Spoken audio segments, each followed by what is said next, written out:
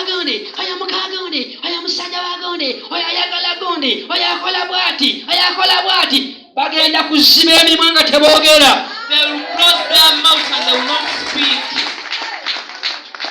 Bakuwaayiriza ebintu bingi. They accuse you of many things. Ne Bayibuli egamba. But the Bible says, bwe bawaayiriza Yesu, when they accused Jesus, ne yeeyongera okusanyuka. he became more happy. Bwe baamuyigganya, When they tried to beat him, n'alya nabo.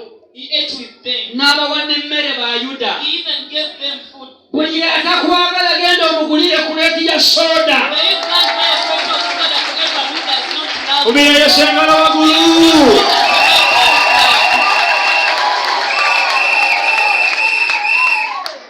Buli atakwagala musigemu engatto. Whoever does not love you, give them a shoe, a pair of shoes. Bw'omulamusa n'agaana okuddamu, mulamuse ng'ofukamidde. When you greet them and they don't respond, please kneel down and greet them. Bw'anaagaana mulamuse nga weebase. When they refuse, please just slip down and greet them. Gamba nti bajja kugonda.